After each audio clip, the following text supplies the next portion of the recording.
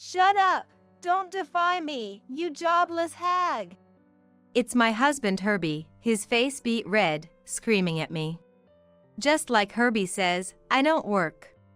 Because I'm caring for Shirley, who has difficulty walking, at the behest of none other than Herbie himself. Who do you think is the reason I'm jobless? It was Herbie who asked me to quit my job 10 years ago. Since then, I've been helping Shirley, and yet, this is how he speaks to me. Thankfully, Shirley and I get along well, and there are no issues like harassment or mother-in-law problems. However, I'm not a professional caregiver, so looking after Shirley has been quite challenging. Still, I've continued to support Shirley because she treats me like her own daughter, and because Herbie pleaded with me to do so. Forgetting all this, Herbie slams the table with a triumphant look. There's a completed divorce application on the table, and I feel my face turning red with anger. I'm dating a president's daughter. Got her pregnant, so I'm going to remarry her. Underneath the divorce application, there's a photo. A beautiful woman with bright hair, a young and spirited smile. Seeing the photo of the woman Herbie introduces as the president's daughter, I barely hold back my laughter. It's not just familiar, this woman is. I'm Annabelle, and I'm 35 this year, with Herbie, 2 years my senior. Herbie and I met through the manager of the bakery where I worked 10 years ago. He was a businessman from the headquarters, and after noticing me during an inspection, we were quickly arranged to meet and married swiftly after. His mom had been slightly disabled in a traffic accident in the past, but when I went to greet her at their home, she went out of her way to welcome me in a wheelchair, which I deeply appreciated. Seeing how I reacted, my mother-in-law, Shirley, smiled warmly at me and happily agreed to our marriage. Considering Shirley's disability, we decided to set up our new home close to his parents' house. However, an accident occurred shortly after we got married, even before we had settled on a new home. Shirley fell with her wheelchair. Fortunately, her life wasn't in danger, but her mobility worsened. Before, Shirley could move from her wheelchair to a chair or bed with a cane or handrails. But now she couldn't even get on by herself due to injuring her back in the fall. With the increased disability, we could rely more on helpers, but that wasn't a complete solution. Helpers aren't free, nor are they available round the clock. As a result, there were times when Shirley was left alone, especially during the night when visibility worsened. Shirley seemed resigned to moving to a care facility, but Herbie objected. He promised to work harder and earn more, pleading with me to care for her. By that time, both of my parents had passed away. Not that it was the reason, but with no caregiving needed for my own parents in the future, I decided to take on Shirley's caregiving. Of course, there were many things I couldn't do as an amateur, and no matter how hard I tried, I couldn't match a professional. But I agreed to Herbie's proposal, thinking I could still be of help to kind Shirley. The hard life of living with and caring for my mother-in-law right after getting married turned out to be simpler than I imagined. Shirley was accustomed to her disability and was good at communicating her needs to Herbie and the helpers. Thanks to her, I knew what Shirley wanted and how I could assist. Moreover, Shirley never had an attitude of, "Because I'm your mother-in-law, you should take care of me." She was always grateful. While Shirley and I had no issues, the relationship between Herbie and me gradually cooled. The plan had been for both of us to work, but me becoming the breadwinner and supporting a disabled Shirley and a wife who had left her job became a significant pressure. This stress led Herbie to gradually direct his frustrations at us. If I criticized Herbie for coming home late without notice, "Don't meddle in work matters, you jobless person," he would snap. And if I contacted Herbie for not coming home past dinner time, he'd casually mention he was on a business trip. If I protested, "Don't complain when you're being supported," he would dismiss me. Every time Herbie treated me as jobless, I would forcefully remind him whose wish it was that I quit my job. He would have no reply to that. To avoid meeting me, Herbie started to dread coming home. He would deliberately return only when I was out shopping, for just a short while. He'd rush to bathe, eat all the prepared food in the fridge, and then flee. All his laundry would end up in the basket for me to wash, but one day, I noticed a change in Herbie's clothing. He started wearing branded dress shirts, and fashionable ties and tie pins began to appear in his room. Familiar suits were pushed to the back of the closet, replaced with what seemed to be newly purchased bespoke ones or clearly higher-grade attire. Herbie's income hadn't changed, nor was he recklessly shopping with credit cards. But it was clear the purchases were beyond his means, and sure enough, a check of our savings showed they had been dipped into. Hey, why did you use the savings without telling me? How much did this suit cost? What are you thinking suddenly spending like this? I was about to say he should think more when Herbie shouted back at me, cutting me off. Shut up! Shut up! Lately, this was always Herbie's response. He wouldn't listen to me, forcibly interrupting. I'm sick of it. Every day it's be patient this, save money that. The house is so dreary. Who do you think earns the money here? Again with this? It was you who wanted me to quit my job to take care of your parent. We end up repeating the same arguments because Herbie always reacts the same way. I had suggested that Shirley use day services so I could work part-time, given how tough our financial situation had become. So, I tried not to waste money, planning meals bi-weekly, shopping in bulk, and freezing prepared foods and sale items. It's like you're saying I can't even feed my wife and parent. Herbie yelled, taking it as a blow to his pride. But Herbie would suddenly return, eat everything, and thus even the grocery expenses piled up. If only he would eat at home every day, there wouldn't be a need for sudden shopping trips. He didn't want me working, nor would he help me save. Yet, Herbie always talked as if he was the victim. "Annabelle, could I have a moment?" When our arguments heated up, Shirley would always interject with her calm voice. It would snap us back to reality. When I went to Shirley, leaving Herbie behind, it was usually for no significant reason. It was clear Shirley was trying to be considerate. "I'm sorry, I can't even do this by myself," she'd say with an apologetic smile, asking me to change her socks because she was cold. The one good thing about marrying Herbie was being able to call Shirley Mom. One night, I was about to put Herbie's shirt in the wash when I noticed a stain on the chest. Wondering if it needed stain remover, I realized it was a light-colored lipstick. Herbie's train isn't that crowded, and he didn't smell of alcohol today, so it likely wasn't from a hostess club. After a moment's thought, I discreetly hid the shirt and casually tossed a new one into the washer. While Herbie showered, I quickly checked his wallet. True to his careless nature, Herbie had crammed receipts inside. Finding receipts from hotels and women's brands among them, I sighed and quietly pulled them out. Cheating, I was certain. I had a feeling. Despite our constant fighting, Herbie's recent behavior had been undeniably strange. Anger welled up within me, turning into a fierce surge of rage. My lips trembled as I heard a creaking noise. "Shirley!" Turning, I saw Shirley had come over in her wheelchair. She seemed to grasp the situation, noticing the clenched receipts and my vacant expression. "Is Herbie still in the bath?" she asked, looking toward the bathroom, and I nodded silently. "Annabelle, let's gather solid evidence. Go to a detective office I know tomorrow." But... I was surprised by Shirley's words when she gently embraced me.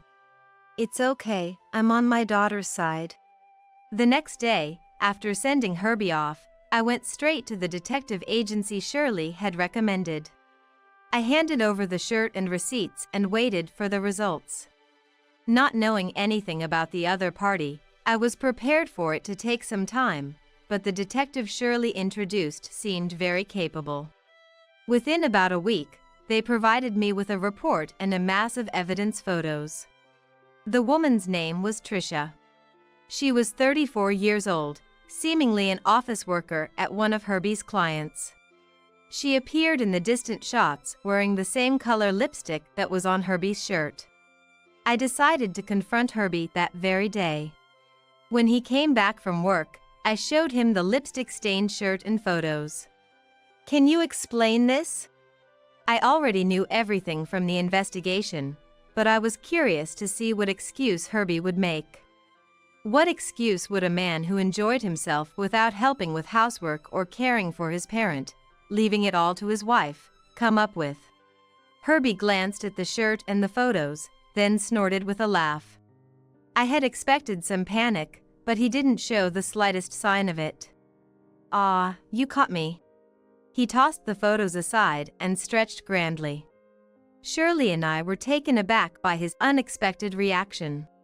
"I know everything." Herbie laughed at me as if mocking my words. "Liar, you don't know anything about Trisha. She's a great woman, not a dreary hag like you." "Herbie! How dare you speak to your wife like that?" Shirley shouted, gripping the armrest of her wheelchair, but Herbie didn't seem to care. "Shirley, you don't have to side with Annabelle. I'm marrying Trisha, so let's kick her out quickly." "Huh?" A surprised exclamation escaped me. Watching Herbie speak while digging in his ear, I couldn't believe it, and he noticed, giving me a thin smile. "Trisha, she's pregnant. My kid." It felt like being struck by lightning. We didn't have children. The possibility faded as fights increased, and we stopped being intimate. But it wasn't that I didn't want children. I thought Herbie felt the same, but I never imagined he'd go and make a child elsewhere. "Don't worry, Shirley. Trisha's some president's daughter. Marrying into money. Now we can easily cover Shirley's caregiving costs." "You're shameless. I can't believe this." Shirley trembled with anger at Herbie's uproarious laughter, which stopped abruptly when he saw her. Then he sighed dramatically. "Ah, spending too much time with Annabelle has made you stupid, Shirley." He smirked, looking at us disdainfully before declaring, "Well, that's it then. I'll divorce this one and cut ties with Shirley. This jobless hag is just a nuisance in my life." I slammed the table in fury. "How can you say such things? This treatment is outrageous." His words were cruelly dismissive, not just towards his own mother but also towards me, who had cared for Shirley for 10 years. Despite our good relationship, caring for Shirley, who had mobility issues, was never easy. Yet, because she was Herbie's mom, I had dedicated the prime years of my womanhood to her care. But my anger seemed neither painful nor itchy to Herbie. Caring for parents is the wife's job, right?" Herbie said this as if it were the most natural thing, showing no appreciation for my past efforts. Shirley grasped my hand as if to protect me, shocked. "Annabelle has really taken good care of me, as if I were her own. And you betray her so easily. Aren't you ashamed?" His own mother scolds him. Herbie looked at his mother as if she were something vile. "Shut up. I was the one earning the money for that care. I'll leave that useless hag behind when I marry Trisha. Enough already." I retorted sharply to Herbie, whose demeanor seemed entirely changed. Gripping Shirley's trembling hand, I glared at him. "I'm divorcing. But I'm taking Shirley with me," I stated firmly, to which Shirley showed surprise and confusion. Despite my hesitation over whether it was right for me, who wasn't her biological daughter, to say such a thing, leaving Shirley with this man was not an option for me. "If Shirley agrees, let's live together." For me, who lost my parents early, she gave the warmth of a mom. I couldn't bear to leave such a person in this helpless situation. "Annabelle, is that okay?" Shirley teared up as she asked, and I smiled back. "Of course. Well, well. It'll be a relief to get rid of you. Hurry up and leave, this house is mine. Herbie mocked us, but without hesitation, Shirley and I started packing our belongings. Herbie, showing no sign of remorse, grabbed a beer from the fridge and gulped it down. The TV, likely turned on by Herbie, emitted sounds of laughter. Packing only what was necessary, Shirley and I left the house. Despite our resolute departure, that man didn't even bother to see us off. Eventually, we divorced without issue. Apparently, Herbie was indeed going to remarry the president's daughter. He readily paid the compensation for the divorce due to adultery. Certainly, he couldn't have had such savings, so it was likely funded by his partner. We had to leave the house, inherited by Herbie when his father-in-law passed away, but with the adultery compensation, we had a decent amount of money. I immediately rented a barrier-free apartment, and Shirley and I began living together. Since we left with only valuables, I returned to the in-laws' house several times to sort through our things. I chose weekdays during the day to avoid meeting Herbie. Still, it seemed he disliked my returning to the house in his absence, as our belongings began to be carelessly placed in cardboard boxes at the entrance. A month after moving with Shirley, I received a call from Herbie during dinner. Today was supposed to be Herbie and his affair partner's wedding day. We both trembled with anger at the sheer audacity when he contacted Shirley immediately after we left, asking her to attend the wedding. Of course, Shirley declined and blocked his calls. I wanted to do the same, but I was afraid of what Herbie might do if he couldn't contact me. Ignoring him only led to another call ringing through. What was he thinking, calling his ex-spouse during his wedding with another woman after such a separation? Glancing at Shirley, I reluctantly answered, only to hear Herbie's panicked voice. Annabelle, help me! He screamed as if in agony, prompting me, albeit reluctantly, to ask, "What?" I didn't want to speak with him for even a second more. His voice in my ear was nothing but discomfort, but he seemed too desperate to care about my feelings. Unfazed by my cold tone, Herbie blurted out, That girl, Trisha, she's a gangster's daughter." His voice echoed as if he was calling from a bathroom at the wedding venue, trembling yet audible. I responded quietly, "I see." In fact, I was aware that Herbie's new partner was the daughter of a gangster. The day after we left, I had requested an investigation, which led to an urgent call for me to come in. Upon arrival, the detective, with a stern face, informed me of additional findings. Your husband's affair partner is indeed a president's daughter, but her parents are involved in organized crime. They're gangsters, though not high-ranking. Hiding my shock, I was advised of the potential danger of getting involved. The detective sipped his coffee, trying to calm down. Since Shirley was with us the other day, I decided to inform you separately. For now, there's no indication they consider us a threat. The generous divorce compensation suggests they're not too interested in you. The detective sighed deeply. Unfortunately, if you've received divorce compensation from your husband, it might be wise not to pursue anything from his affair partner. I quietly nodded to those words. The idea of organized crime seemed like something out of a drama, but the chill that went down my spine reminded me they were very real. Unlike in dramas, if they weren't immediately aggressive, I wanted nothing more than to avoid any further provocation.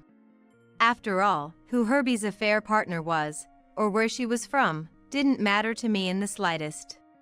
If it meant I couldn't get compensation from the divorce due to her, so be it.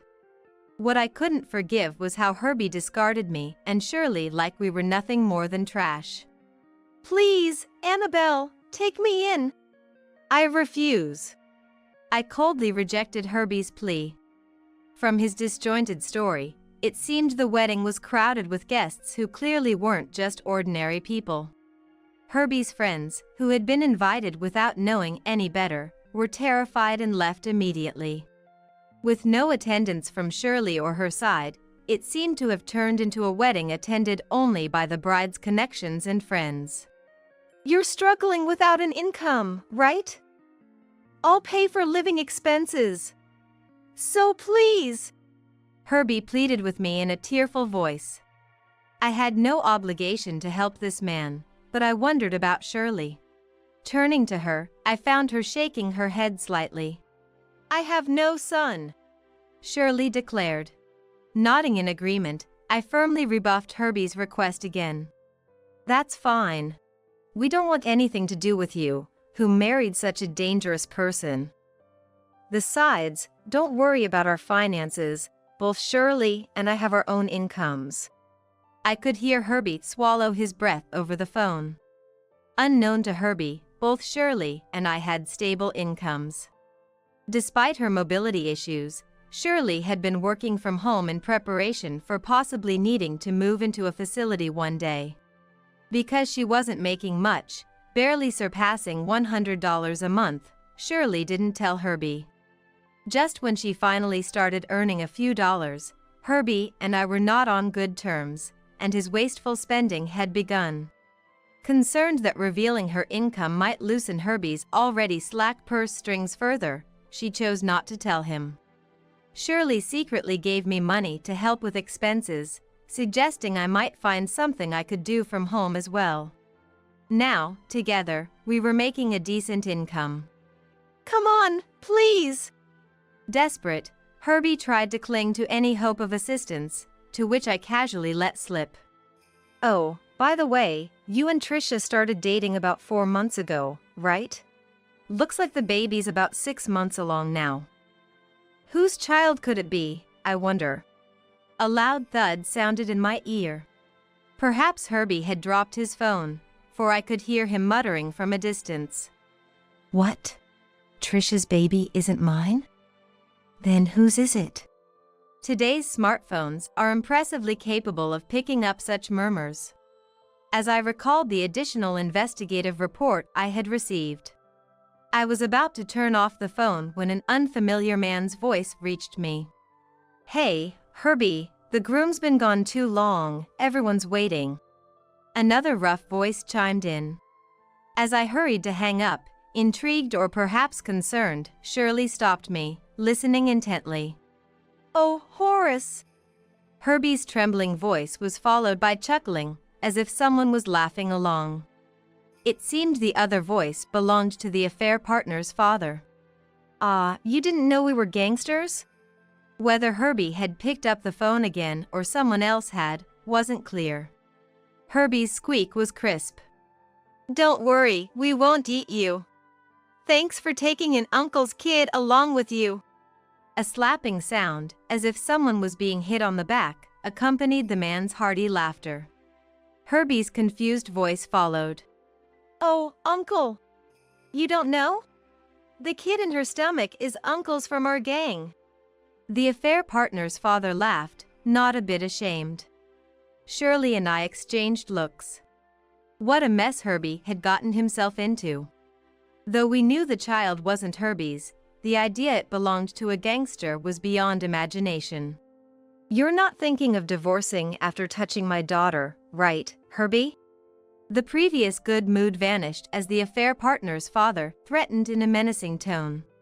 The real intensity of the situation made even me fearful over the phone, and Herbie, facing it directly, must have been trembling with a pale face. When I looked at Shirley, wondering if she was worried, she unhesitatingly turned off the power. Is that okay? I asked in surprise, to which Shirley shook her head lightly. It's fine, it's his own doing. Besides, do you really think gangs like something out of a drama exist? Come on, Annabelle, let's have dinner. It's possible that Herbie, trying to worm his way into our home, was putting on an act. Smiling at Shirley's encouragement, we reached for the slightly cooled dishes. Several months later, our apartment door was banged on loudly. The doorbell rang repeatedly without pause. I stopped wiping Shirley's feet and exchanged a look with her.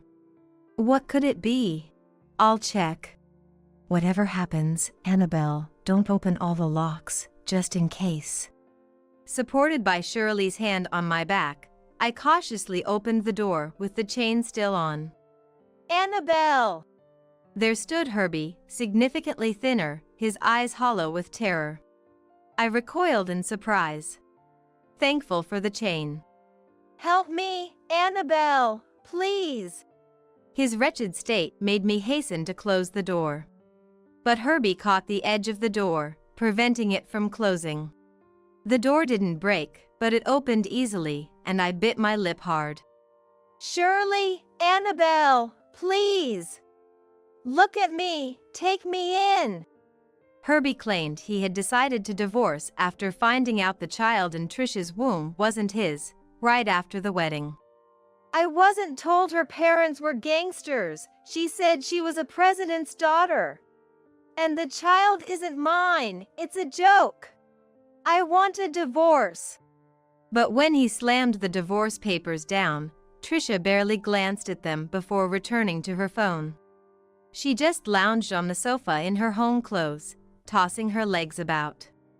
Did Annabelle tell you?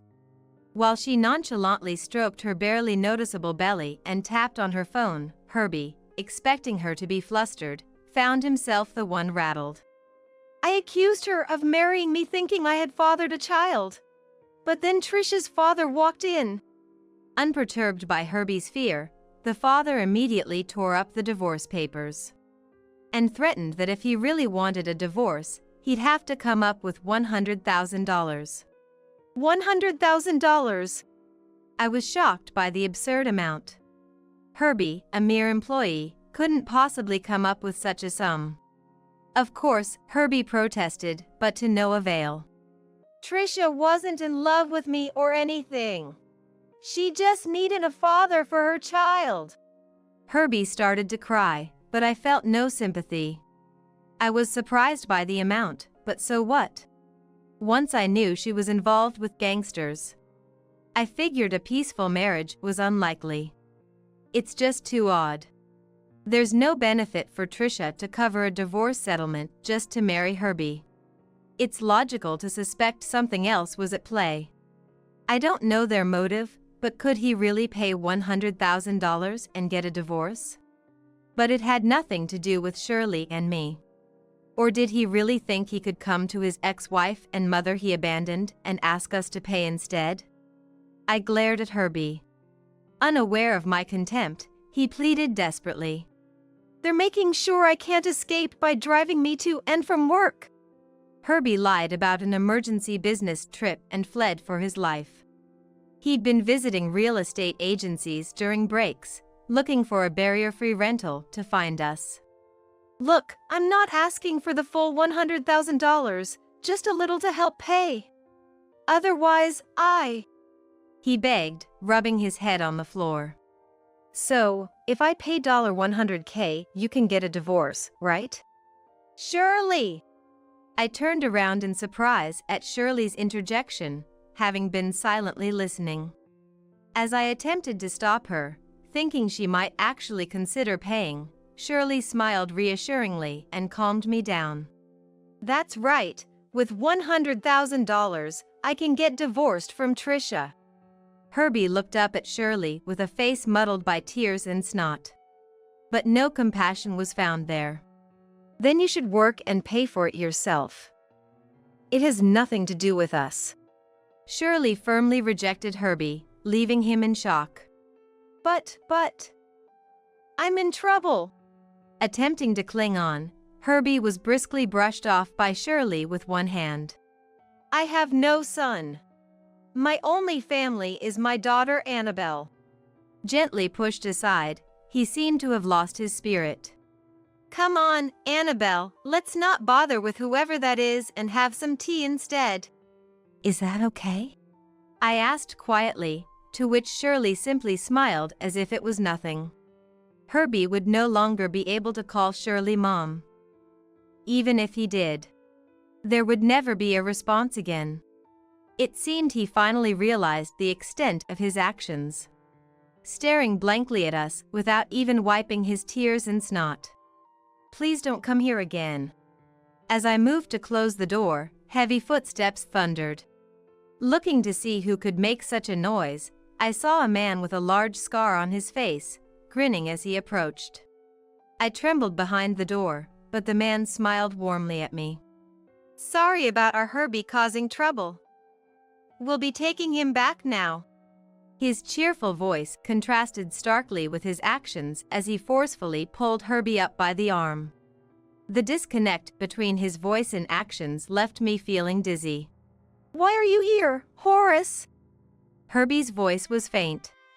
Accompanied by others who made sure he couldn't escape, they held him by the sides. We got worried when you dilly-dallied in a residential area on an urgent business trip. So, we came to pick you up. Horace prodded Herbie's back, still in shock from being rejected by his mother. Well, we'll be leaving now. Horace was always smiling, which was unnerving. Shirley and I repeatedly nodded. Turning away from Herbie being dragged off, I firmly closed the door. Turning the lock, I faced Shirley. They really were gangsters. It seems so. Our hearts raced, unsettled. Holding each other's trembling hands, we took a deep breath. With Herbie having run away once, his treatment from them was bound to get harsher. Whatever their reasons for clinging to Herbie, we wanted no part of it. If they showed no interest in us, letting time pass and being forgotten was best. Soon after, Shirley and I changed our phone numbers and moved to a distant town. Reluctant to leave the newly contracted barrier-free rental, we couldn't stay knowing those people knew where we lived. Fortunately, we found another barrier-free apartment, and neither Herbie nor Horace has visited since. Following Shirley's suggestion, we underwent a formal adoption process. With the divorce from Herbie, Shirley and I were technically strangers. Becoming legally mother and daughter was a relief. Caring for Shirley is challenging, but for us, it's a minor issue. Shirley stopped her home-based job after moving, opting for daytime services, while I worked around these hours and also from home. Supporting our two-person household is tough. But thanks to Shirley's previous income, we're managing. We look forward to enjoying our lives together as mother and daughter.